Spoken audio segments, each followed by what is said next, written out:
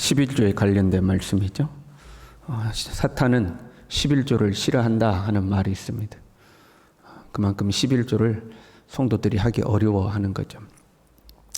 11조에 대해서는 11조만이 아니에요. 8절에 11조와 봉헌물이라 이렇게 되어 있죠.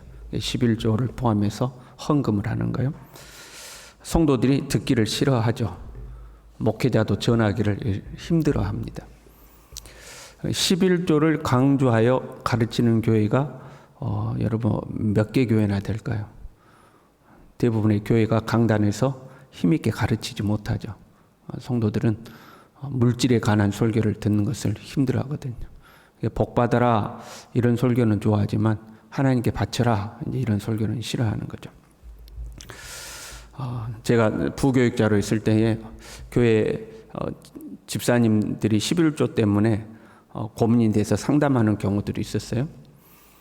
그러면 젊은 집사님들은 나름대로 공부도 하고 11조에 관련된 여러 가지 이제 책자들을 보기도 하고 그래서 꼭 11조를 해야 됩니까? 하고 이제 상담을 오는 거죠.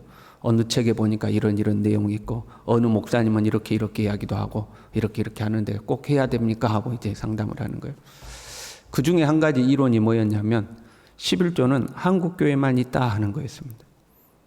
세계 어디를 가도 11조 하는 교회가 없는데 한국 교회만 11조를 한다. 당시 이렇게 11조를 부정하기 위해서 다니던 그런 이론 중에 하나였어요. 그럼에도 불구하고 이제 상담을 할 때는 말씀대로 하셔야 됩니다 하고 하지만 마음속에 목회자지만 의문이 남는 거죠. 11조가 성경적이라면 왜 한국 교회만 할까? 이제 이런 의문이 남는 거죠. 그러다가 청년들과 필리핀으로 선교 여행을 떠났어요. 필리핀에 오지에 들어가 가지고 아주 작은 시골교회, 필리핀 현지인들만 다니는 그 교회를 발견하고 그 교회와 협력해서 이제 거기서 선교 활동을 하는데 가만 봤더니 그 시골의 그 작은 교회예요. 한 달 생활비도 벌지 못해서 힘겹게 살아가는 성도들인데 11조를 하고 있더라고요. 그래서 깨달았어요. 그 말들이 다 거짓말이구나. 11조는 한국 교회만 한다. 이 말이 이제 거짓말인 거죠. 그 오지에 있는 가난한 교회 성도들이 11조를 하고 모든 경건한 사람들이요. 그러니까 하나님의 말씀을 묻고 읽고 묵상하고 실천하는 사람들은 다 11조를 합니다. 왜 그래요? 본문의 말씀에 직면하기 때문에 그렇습니다. 역사 속에서나 현대를 살아가거나 모든 경건한 하나님의 사람들은 11조를 다 하는 거죠. 말씀에 직면하게 되어 있으니까요. 7절 말씀에 이렇게 되어 있어요. 너희가 내 규례를 떠나 지키지 아니하였도다. 그런즉 내게로 돌아오라. 여러분 규례를 떠났으면 어떻게 너희가 내 규례를 떠났다. 그러면 어떻게 하면 돼요? 규례를 다시 지키면 되지 않겠어요? 그럼 우리가 규례를 다시 지키겠습니다. 그러면 되지 않겠어요? 그런데 이렇게 반문해요. 우리가 어떻게 하여야 돌아가리까? 그러니까 우리가 그 떠난 규례가 무엇입니까? 우리가 그 규례를 지키겠습니다. 이러면 되는 거 아니에요. 그런데 우리가 어떻게 해야 돌아가리까? 그 무슨 말이냐면 우리가 하나님의 규례를 떠난 게 뭡니까? 우리가 규례 안 지킨 게 뭔데요? 그런 의미예요. 실제로 돌아가는 방법을 알려달라는 말이 아니고 우리는 떠난 적이 없는데 도대체 우리에게 어떻게 돌아가라고 하는 겁니까? 그런 말인 겁니다. 우리가 어떤 규례를 어겼다는 겁니까? 하고 반문하는 거죠. 그랬더니 하나님이 이 11조를 꺼내시는 거죠. 사람이 어찌 하나님의 것을 도둑질하겠느냐? 그러나 너희는 나의 것을 도둑질하고도 말하기를 우리가 어떻게 주의 것을 도둑질하였나이까 하는도다. 지금까지 우리가 말라기를 살폈지만 하나의 질문에 하나의 반문이 있었어요. 너희가 나를 공경하지도 않고 두려워하지도 않는다.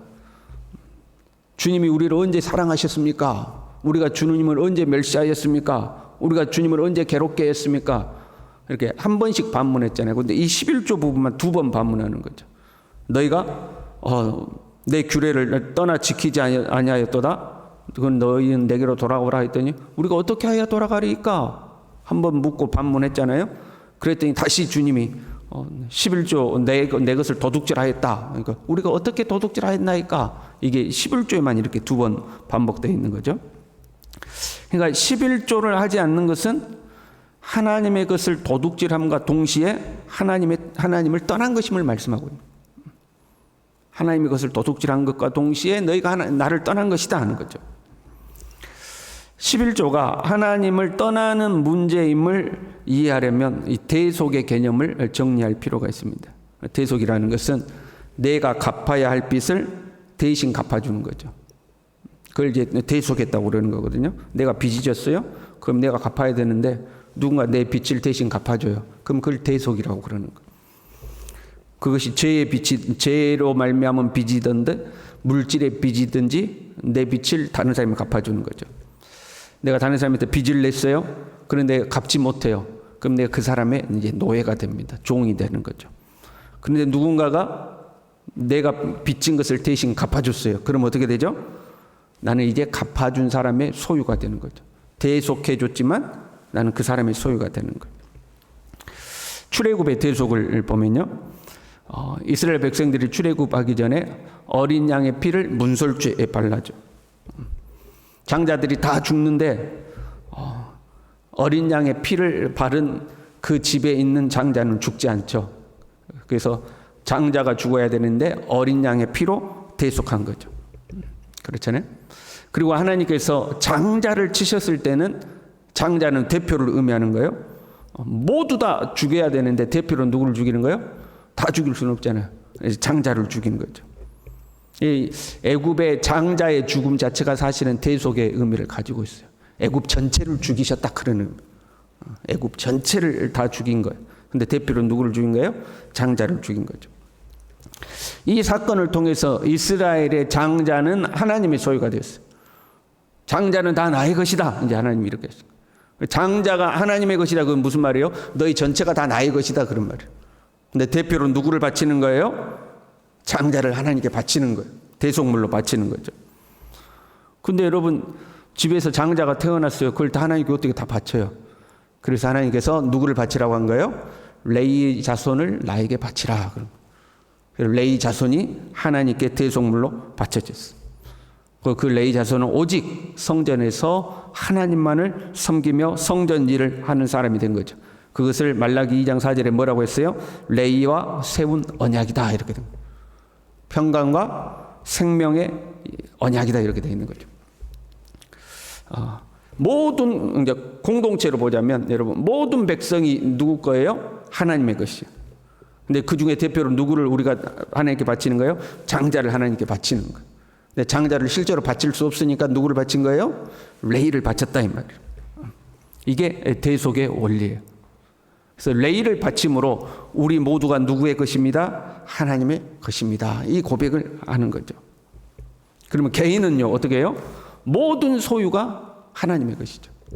근데 그 중에 10분의 1을 11조를 드림으로 우리의 모든 것이 하나님의 것입니다라는 것을 고백하는 것. 이해되셨죠? 그래서 11조는 무슨 의미를 가지고 있어요? 대속의 의미를 가지고 있는 거예요. 모든 백성을 대신해서 장자를 바치는 것처럼 그 장자를 대신해서 레위를 바쳤던 것처럼 우리의 모든 소유를 대신해서 뭘 바치는 거예요? 11조를 바치는 거예요. 11조는 대속의 의미를 가지고 있는 거죠. 우리가 하나님의 것이라면 우리의 모든 소유도 하나님의 것이에요. 여러분 맞죠? 그럼 모든 소유를 어떻게 해야 돼요? 하나님께 다 바쳐야 되는 거죠. 하나님의 것이니까. 그런데 다 바치면 어떻게 살아요? 그래서 대속물로 11조를 바치게 하는 거예요. 11조를 바침으로 나머지 우리의 소유가 거룩해지는 거죠. 대속을 했기 때문에. 그리고 그 11조는 제사장과 레위인들 그리고 고아와 가부를 위해서 성전을 운영하는 데 사용되게 돼 있죠. 특별히 레위인들과 성전을 위해서 11조가 사용되게 돼 있어요. 그러니까 이 대속물로 레위인을 바쳤는데 그렇죠. 공동체에서는 대속물로 레위인을 바쳤고 개인으로서는 대속물로 뭘 바친 거예요? 11조를 바친 거잖아요. 그 11조를 통해서 공동체가 드린 레위인과 성전이 유지되도록 한 것. 이것이 대속의 질서입니다. 공동체는 레위인을 바치고 개인은 11조를 바쳐서 대속물이 유지되도록 한 것. 이게 이제 대속의 질서거든요. 그 11조를 통해서 레인과 성전을 유지해요. 11조를 통해서 레인이 생명과 평강을 누릴 때, 그 생명과 평강을 누린다는 것은 무슨 말이죠? 레인의 언약을 지키는 거잖아요. 하나님 레인과 세운 언약이 생명과 평강의 언약이라고 그랬어요. 그 생명과 평강을 누릴 때에 우리는 하나님의 것입니다라는 그 대속의 고백이죠. 그 고백이 풍성해지는 거죠. 반대로 11조를 하지 않으면 우리는 하나님의 것입니다라는 그 대속의 고백에서 멀어지는 걸 말해요. 그래서 하나님께서 11조를 하지 않은 백성들에게 너희가 내게로 돌아오라. 너희가 내게서 떠났다는 거예요. 왜 11조가 갖는 의미가 그 의미를 가지고 있으니까. 우리의 모든 것이 하나님의 것입니다. 우리가 하나님의 것입니다라는 고백을 가지고 있는 거죠. 근데 그 11조를 하지 않는다는 것은 그 고백에서 멀어진 것을 이야기하는 거예요. 이 정신은 신약에서도 마찬가지예요. 여러분, 우리가 오늘 하루를 살아요. 주님을 위해 살아야 되겠죠. 뭐 어떻게 하는 것이 주님을 위해 사는 거죠? 내 마음 중심으로부터 나는 주님의 것이니까 주님을 위해 살아야 된다. 주님을 위해 살아야 된다. 그 마음을 먹고 사는 거, 그것도 중요한 거죠.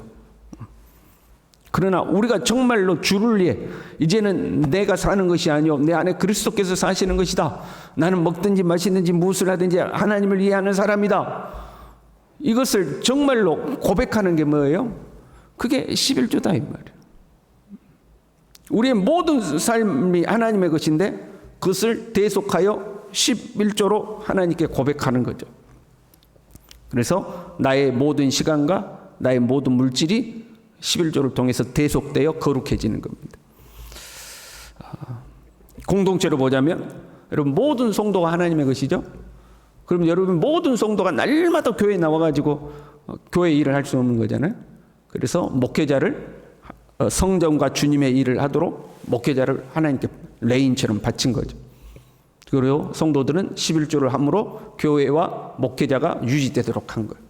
똑같은 거예요. 구약의 정신이 그대로 신약에도 유지되는 거죠.